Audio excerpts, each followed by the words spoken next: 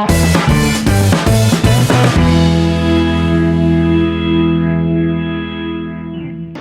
Welcome students once again. तो इस chapter के फर्स्ट पार्ट में हम लोग रिप्रोडक्शन जो चैप्टर हमारा है बायोलॉजी से रिलेटेड चैप्टर है ये, है ना। क्लास 8 का चैप्टर 9 जो था हमारा रिप्रोडक्शन था। इसका एक पार्ट हम लोग पढ़ चुके हैं, जिसमें हम लोग पार्ट 1 में क्या पढ़े थे। पार्ट 1 में हम लोग रिप्रोडक्शन इन एनिमल्स के बारे में पढ़े थे, हम लोग फर्टिलाइजेशन के बारे में पढ़े थे, है ना। तो उसके बाद जितने भी टॉपिक्स बाकी हैं उसको अब हम लोग यहाँ पर डिस्कस करने वाले हैं। तो आइए हम लोग स्टार्ट करते हैं। तो कुछ बचे हुए जो पार्ट्स हैं, देखिए ये रिप्रोडक्शन इन ह्यूमन में एक पार्ट यहाँ पर बचा हुआ था, एक देखते हैं डेवलपमेंट ऑफ एम्ब्रियो। देखिए सबसे पहले हम लोग जानेंगे एम्ब्रियो क्या होता है। ये फीमेल के अंदर का स्ट्रक्चर होता है एम्ब्रियो। ये क्या होता है कि हमने पढ़ा था कि फर्टिलाइजेशन होता है, ठीक है, जिसमें कि फ्यूजन होने की वजह से जो रिप्रोडक्टिव सेल होते हैं मेल और फीमेल के, उस फ्यूजन होने के बाद से फर्टिलाइजेशन होता है, जो कि थर्ड टाइप का एक सेल बनता है जाइगोट। और ये जाइगोट ही क्या होता है कि ऑर्गेनिज्म का फर्स्ट सेल होता है। ये एक सेल से क्या होता है कि एक ह्यूमन बॉडी पूरा स्ट्रक्चर बन जाता है, यानी कि trillions of millions and trillions of cells बन जाते हैं एक सेल से। ये कैसे बनता है, इनका सेल डिवीजन होता है, ठीक है, सेल डिवीजन होता है। और सेल डिवीजन होने के बाद से ये स्ट्रक्चर बनना स्टार्ट हो जाते हैं, ह्यूमन बॉडी का स्ट्रक्चर बनना स्टार्ट हो जाते हैं सेल डिवीजन के, है ना। एक सेल्स जो है वो कई सेल्स में डिवाइड होते जाता है, डिवीजन होते जाता है उनका। और ये डिवीजन होते होते क्या होते हैं कि न्यू स्ट्रक्चर जो हमारे बॉडी के ऑर्गन्स हैं उनका डेवलपमेंट होता रहता है, ठीक है ना।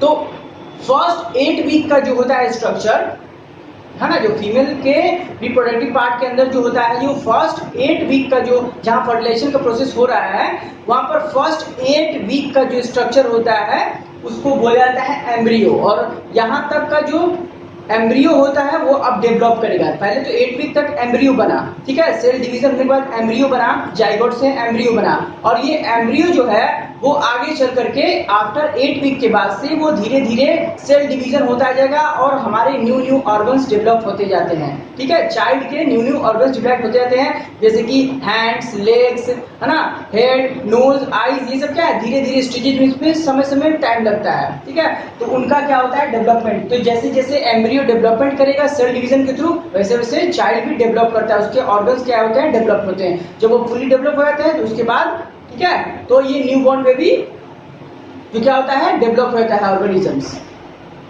अब आते हैं हम लोग, ये तो समझ में आ गया। अब हम लोग आते हैं, देखिए यहाँ पर पढ़ा viviparous and oviparous animal. Viviparous animal और ओविपेरस एनिमल्स क्या होते हैं, ठीक है। विविपेरस एनिमल्स जो है कि जैसे कि ह्यूमन बॉडी और एनिमल्स, जैसे कि काउ, गॉट, एलिफेंट, है ना, डॉग, उसके बाद ह्यूमन बीइंग, ये सब क्या है विविपेरस एनिमल्स में आते हैं। क्यों? क्योंकि विविपेरस एनिमल्स जो है कि देखिए इनका पहचान क्या है कि ये डायरेक्टली बर्थ करते हैं, है ना।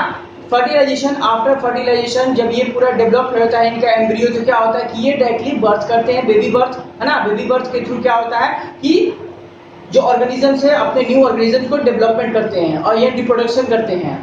तो इनको विविपेरस कहा जाता है। जो डायरेक्टली बर्थ करते हैं उनको विविपेरस, जो डायरेक्टली बर्थ के थ्रू फर्टिलाइजेशन होता है वो कहते हैं विविपेरस। एंड ओविपेरस एनिमल्स क्या है, ओविपेरस एनिमल्स वैसे हैं जिनका आफ्टर फर्टिलाइजेशन, बॉडी में तो फर्टिलाइजेशन होता है, इंटरनल फर्टिलाइजेशन, दोनों में ही इंटरनल फर्टिलाइजेशन होता है, ठीक है। लेकिन ओविपेरस में क्या होता है कि आफ्टर फर्टिलाइजेशन वो एग लेइंग करते हैं, वो outside of the body egg laying करते हैं। जैसे कि फॉर एग्जांपल हेन को मान लिया जाए, हेन क्या करता है कि आफ्टर फर्टिलाइजेशन बॉडी में फर्टिलाइजेशन हो गया मेल फीमेल का, उसके बाद क्या हुआ कि एग लेइंग करती है ना। हेन क्या करती है, एग लेइंग करती है और उस एग को क्या करती है वार्म करती है 21 डेज, अप्रोक्स 21 डेज जो है यानी 3rd वीक तक, 3 वीक तक क्या करती है उसको वार्म करती है। उसके बाद से क्या होता है कि उसका डेवलपमेंट हो जाता है चिक का, और वो चिक क्या करता है कि वो एक्सप्लोड करके बाहर आ जाता है।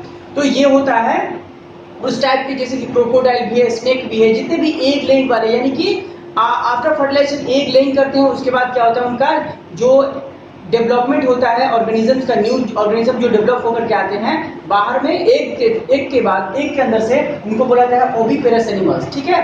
तो ये समझ में आ गया। विविपेरस एनिमल जो कि हम लोग हैं, एनिमल्स हैं, है ना, जो डायरेक्टली बर्थ करते हैं, जिनका रिप्रोडक्शन जो होता है, फर्टिलाइजेशन जो होता है, डेवलपमेंट जो होता है एम्ब्रियो वो इनसाइड द बॉडी होता है, और इनका जो होता है डेवलपमेंट वो एग के अंदर होता है, ओविपेरस एनिमल्स का।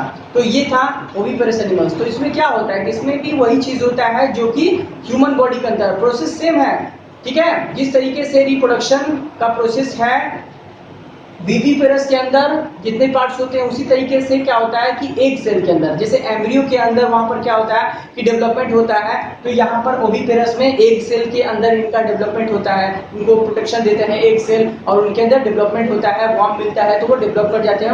और चिक को आप देखे होंगे, उनकी बॉडी भी क्या होती है कि डेवलप होती है एकदम जैसे कि पेरेंट है, पेरेंट का स्ट्रक्चर है, वैसे ही उसके चाइल्ड का भी स्ट्रक्चर, बॉडी का स्ट्रक्चर बन जाता है। तो ये था हमारा viviparous and oviparous animals. So students, और next topic is metamorphosis. Metamorphosis क्या होता है?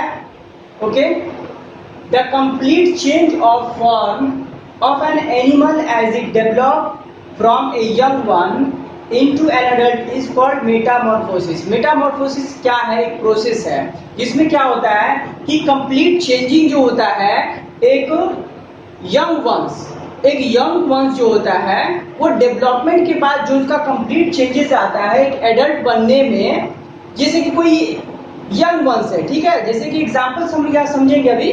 तो यंग वंश जो होता है उसका स्ट्रक्चर कुछ डिफरेंट टाइप का होता है, जो स्टार्टिंग में उसका स्ट्रक्चर बहुत डिफरेंट टाइप का होता है, वो धीरे धीरे डेवलप करके क्या होता है कि वो एक यंग वन एक एडल्ट बनता है, एक एडल्ट बनता है, जिसके वजह से क्या होता है कि उसका बॉडी का जो स्ट्रक्चर है वो पेरेंट के स्ट्रक्चर के सेम मिलने लगता है। इसी को प्रोसेस को क्या बोलते हैं? मेटामॉर्फोसिस बोलते हैं। इस चेंजिंग की जो प्रोसेस होता है उसी को मेटामॉर्फोसिस बोलते हैं, यानी कि बॉडी के स्ट्रक्चर में जो चेंजिंग आता है, ठीक है, एक यंग वन, देखिए बोल रहा है कि develops animal as it develops from a young one into an adult, यानी यंग वन से एडल्ट बनने में जो उसके चेंजिंग में जो समय लगता है, जो प्रोसेस होता है, उसी प्रोसेस को मेटामॉर्फोसिस कहा जाता है। ठीक है, एग्जाम्पल हम लोग समझेंगे। देखिए एग्जाम्पल में क्या है कि एक जो है एक टेडपोल में बदलता है, और टेडपोल क्या है? एडल्ट फ्रॉग में बनता है। देखिए लाइफ साइकिल ऑफ, हम लोग यहाँ पर देखेंगे पहले फ्रॉग का लाइफ साइकिल। फ्रॉग में क्या होता है कि कोई एडल्ट फ्रॉग है, ठीक है, सबसे पहले फ्रॉग ने क्या हुआ? अंडा दिया। एडल्ट फ्रॉग ने अंडा दिया, जैसे हमने बताया था कि इन लोग को वाटर में फ्लोट करता है, फिर जाकर के उस पर मेल फ्रॉग जो आएगा उस पर स्पर्म अपना इजेक्ट करेगा, जिससे क्या होगा? फर्टिलाइजेशन होता है। तो एक दिया, उसके एक के बाद क्या हुआ? जब फर्टिलाइजेशन, आफ्टर फर्टिलाइजेशन जो है उसका अर्ली टेडपोल बनेगा, एक छोटा सा अर्ली टेडपोल बनेगा। अभी फुल डेवलप नहीं है उसका बॉडी, वो एक अर्ली टेडपोल है, ठीक है। बॉडी एक बुक में स्ट्रक्चर दिया हुआ देख सकते हैं आप लोग, अर्ली टेडपोल का। अर्ली टेडपोल, उसके बाद कुछ दिनों के बाद क्या होगा कि फिर वो कुछ डेवलप्ड होगा, तो लेट टेडपोल, यानी कि कुछ थोड़ा सा डेवलप्ड है ना, अभी भी पूरा डेवलप नहीं है, लेकिन हाँ हाफ डेवलप उसका टेडपोल भी अभी कहलाएगा टेडपोल ही कहलाएगा, क्योंकि वो थोड़ा सा डेवलप किया है। और जब ये पूरा डेवलप कर जाएगा तो क्या करेगा? एडल्ट फ्रॉग बन जाएगा। ठीक है, तो इस तरीके से क्या होता है, लाइफ साइकिल चलते रहता है किसका? फ्रॉग का। कि फिर ये एडल्ट जो फ्रॉग बना है, फिर वो क्या करेगा? एग लेइंग करेगा, फिर एक क्या? अर्ली टेडपोल, फिर लेट टेडपोल, फिर एडल्ट, फिर जो न्यू एडल्ट बना फिर एग लेइंग करेगा। इस तरीके से लाइफ साइकिल ऑफ फ्रॉग चलते रहता है। ठीक है ना। तो इसी चेंजिंग के जो पूरा फॉर्मेशन हो रहा है, इसी चेंजिंग को तो कहा जाता है मेटामॉर्फोसिस। ठीक है, मेटामॉर्फोसिस का प्रोसेस यही है कि जो चेंजिंग हो रहा है यंग वंस, टेडपोल का चेंजिंग किसमें हुआ? एडल्ट फ्रॉग में, जिसको मेटामॉर्फोसिस कहते हैं। अब आते हैं life cycle of mosquito. Mosquito का भी लाइफ साइकिल लगभग सेम है ना। उसमें भी क्या होगा? एग्स जो होंगे, जो मॉस्किटो एग्स देते हैं, वो लार्वा में चेंज हो जाएगा। लार्वा जो होगा वो प्यूपा में चेंज हो जाएगा, और डेवलप आफ्टर डेवलपमेंट वो स्लो प्रोसेस में डेवलपमेंट होता है, पार्ट वाइज, यानी कि स्टेप बाय स्टेप डेवलपमेंट होता है। ठीक है ना, एक ही बार कोई एडल्ट नहीं बन जाएगा। कोई भी यंग वन जो है पहले एक दिया, उसके बाद उसका डेवलपमेंट हुआ, लार्वा बना, लार्वा से थोड़ा सा और स्ट्रक्चर बॉडी बना उसका, वो प्यूपा बना, प्यूपा से फाइनली एडल्ट मॉस्किटो बन गया। तो इस तरीके से क्या होता है कि या ह्यूमन बॉडी हो या फिर कोई भी रिप्रोडक्शन का जो होता है प्रोसेस, उसमें सबसे पहले यही होता है कि फर्टिलाइजेशन के बाद क्या होता है कि धीरे धीरे कुछ समय लगता है डेवलपमेंट में। जब पूरा फुल्ली डेवलप्ड हो जाता है यंग वंस, तो वो ऑर्गेनिजम्स क्या होता है कि वो धरती पर आ जाता है, वो यंग वंस। ठीक है, उसके बाद वो ऑर्गेनिजम्स जब फिर वो बड़ा होगा, वो भी बड़ा होगा, तो वो रिप्रोडक्शन करेगा। तो इस तरीके से एक चेन चलता रहता है रिप्रोडक्शन का। ठीक है, नेचर बैलेंस करने का भी यही है कि नेचर बैलेंस होता रहता है इस तरीके से कि चेन चलता रहता है। ह्यूमन का जो जेनरेशन है या फिर जितने भी लिविंग थिंग्स हैं यहाँ पर, तो पर डे डेड भी होते हैं और पर डे क्या होता है? रिप्रोडक्शन भी होता है। तो इस तरीके से बैलेंस ऑफ नेचर जो है वो इक्वल रहता है। ठीक है, तो हम लोग यहाँ पर इतना देख चुके हैं। अब हम लोग नेक्स्ट जो पेज है उसमें पढ़ेंगे असेक्सुअल रिप्रोडक्शन। अभी तक हमने जितना भी पढ़ा है, पार्ट 1 में भी हमने पढ़ा था और अभी तक ये भी जहां तक पढ़े हम लोग यहाँ इस टॉपिक तक, है ना, लाइफ साइकिल वगैरह जो देखे हम लोग, या फिर आपको मेटामॉर्फोसिस प्रोसेस, ये सब अभी सेक्सुअल रिप्रोडक्शन का ही पार्ट था। अब हम लोग देखेंगे इसके बाद जो बचा हुआ है असेक्सुअल रिप्रोडक्शन, वो थोड़ा इंटरेस्टिंग होगा जानना कि असेक्सुअल रिप्रोडक्शन कैसे होता है। तो आइए हम लोग देखते हैं इसके बारे में। सो स्टूडेंट्स, तो आते हैं हम लोग अभी अपने लास्ट टॉपिक में। ठीक है, ये चैप्टर का लास्ट टॉपिक है असेक्सुअल रिप्रोडक्शन। ठीक है, सेक्सुअल रिप्रोडक्शन के बारे में हम लोग पढ़ चुके हैं, बहुत ही डिटेल्स में पढ़ चुके हैं कि ह्यूमन बॉडी में कैसे सेक्सुअल रिप्रोडक्शन होता है, कौन कौन से फीमेल रिप्रोडक्टिव पार्ट हैं, मेल रिप्रोडक्टिव पार्ट हैं, इन सब के बारे में हम लोग अच्छे तरीके से पढ़ चुके हैं। ठीक है, एम्ब्रियो का डेवलपमेंट कैसे होता है। ठीक है, तो अब क्योंकि देखिए हमारे रिप्रोडक्शन में हमने स्टार्टिंग में ही पढ़ाया था हमने कि रिप्रोडक्शन 2 टाइप्स के होते हैं, एक होता है सेक्सुअल रिप्रोडक्शन, दूसरा होता है असेक्सुअल रिप्रोडक्शन। तो अभी तक सेक्सुअल रिप्रोडक्शन ही हम पढ़ रहे थे। ठीक है, असेक्सुअल रिप्रोडक्शन थोड़ा सा इसके बारे में जानना है। ठीक है, ये हम लोग पहले से भी लगभग जानते हैं इसके बारे में। तो देखिए ये असेक्सुअल रिप्रोडक्शन जो होता है ये भी 2 टाइप्स से होता है, ये 2 टाइप्स का होता है।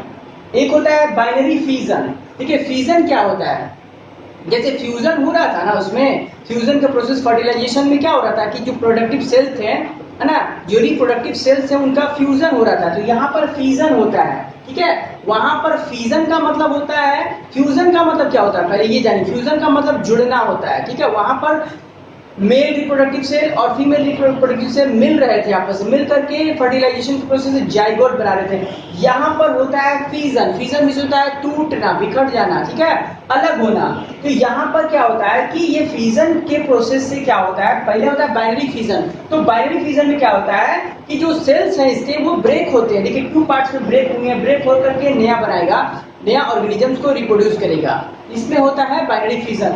बाइनरी फिजन में क्या होता है, देखिए binary fission refers to division of a cell, cell division होता है इसमें। ठीक है, उसमें फ्यूजन हो रहा था, कंबाइनिंग, इसमें किसमें, सेक्सुअल रिप्रोडक्शन में। असेक्सुअल में क्या होता है कि डिवीजन ऑफ सेल होता है, डिवीजन ऑफ सेल। उसके बाद क्या होता है, तो division of cell into 2 parts में, 2 पार्ट्स में डिवीजन ऑफ सेल होते हैं। जैसे देखिए अमीबा और पैरामीशियम में ये चीज होता है, जो यूनिसेलुलर ऑर्गेनिजम्स हैं उनमें ये होता है आपको बाइनरी फिजन। ठीक है, असेक्सुअल रिप्रोडक्शन ज्यादातर होते हैं ये यूनिसेलुलर ऑर्गेनिज्म में। ठीक है, और सेक्सुअल रिप्रोडक्शन जो होते हैं वो मोस्टली किसमें होते हैं, मल्टी सेलुलर ऑर्गेनिजम्स में होते हैं। तो आइए हम लोग देखते हैं, ये हमारा अमीबा का स्ट्रक्चर बना हुआ है। ठीक है, अमीबा का जो आपका फिजन हो रहा है ये देखेंगे हम लोग, बाइनरी फिजन। देखिए अमीबा सबसे पहले ये अमीबा का स्ट्रक्चर है, कॉम्प्लेक्स स्ट्रक्चर है, इसमें बीच में न्यूक्लियस है। ठीक है, ये न्यूक्लियस देखिए आगे जब थोड़ा सा ये हल्का सा फिजन हुआ, इसका न्यूक्लियस छोटा सा हल्का सा टूटने के कगार पे है ना, ये हल्का 2 पार्ट्स में दिख रहा है। ठीक है, उसके बाद आया तो देखिए ये इसके न्यूक्लियस 2 पार्ट्स में तो कट गया है, लेकिन इसका सेल मेम्ब्रेन जो है, ये सेल मेम्ब्रेन जो इसका, ये अब टूटने के कगार पे है, अब ये 2 पार्ट्स में टूटेगा।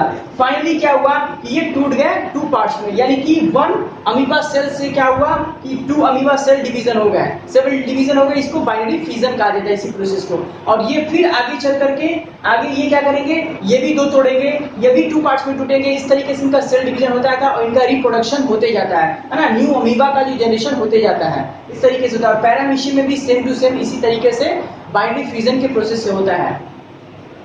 अब आते हैं हम लोग बर्डिंग। देखिए ये बर्डिंग का जो प्रोसेस है, यानी बर्ड्स निकलता है, छोटे छोटे बर्ड्स निकलते हैं प्लांट्स के अंदर, ये मोस्टली प्लांट्स में होता है ना, ये आपको एनिमल्स में नहीं होता है, ये प्लांट्स में होता है। तो बर्डिंग जो है असेक्सुअल रिप्रोडक्शन का ही पार्ट्स है, इसमें बर्डिंग के थ्रू असेक्सुअल रिप्रोडक्शन होता है। कैसे, देखिए yeast and hydra reproduce by budding. Yeast जो होता है या फिर हाइड्रा प्लांट, आप देखेंगे बुक में पिक्चर दिया हुआ है, आप देख सकते हैं इसमें कि हाइड्रा प्लांट का किस तरीके से बर्डिंग निकल रहा है, बर्ड्स निकलते हैं। बर्ड्स मतलब कि वहीं से एक नोड्स टाइप के, ब्रांच टाइप के एक छोटे छोटे बर्ड निकलते हैं, उस बर्ड वही तो रिप्रोडक्टिव पार्ट होते हैं। बर्ड्स जो है वो फिर से एक न्यू प्लांट को ग्रो कराते हैं, बर्ड्स जो होते हैं। ठीक है, ये धीरे धीरे डेवलप करते हैं, हाइड्रा प्लांट में आप देख सकते हैं, हाइड्रा प्लांट में धीरे धीरे ग्रो करते हैं। ग्रो करने के बाद क्या होता है, फाइनली वो ब्रेक करके वो नीचे गिर जाते हैं सॉइल के अंदर, वो वहां से फिर एक न्यू प्लांट ग्रो होता है। यानी कि उसमें से क्या हुआ, एक बर्ड निकला, प्लांट से बर्ड निकला, बर्ड निकलने के बाद धीरे धीरे डेवलप होने के बाद वो क्या हुआ, नीचे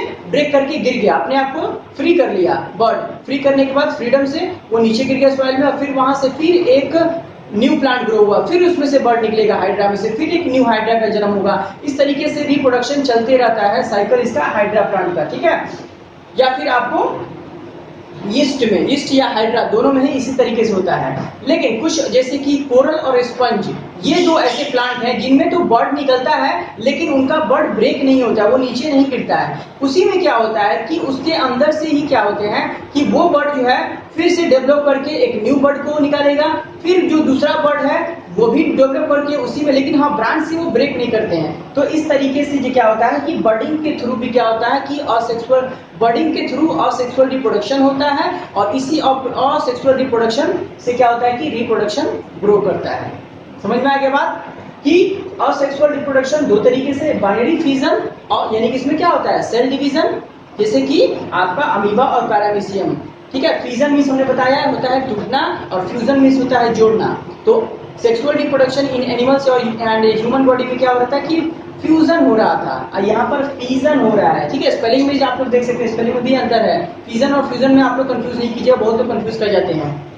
तो ये हो गया हमारा अमीबा का, और दूसरा हमारा क्या है बर्डिंग। तो बर्डिंग के प्रोसेस से भी समझ में आ गया हम लोग को। तो आई होप स्टूडेंट कि आपको ये अच्छी तरीके से असेक्सुअल और सेक्सुअल दोनों तरीके से जो है हमने देखा, रिप्रोडक्शन और फर्टिलाइजेशन, ये दोनों फर्टिलाइजेशन आपको समझ में आ चुका होगा। हमने जितने भी टॉपिक पढ़े आई होप आपको अच्छे से समझ में आ चुका होगा। Okay, thank you for watching this video, have a nice day.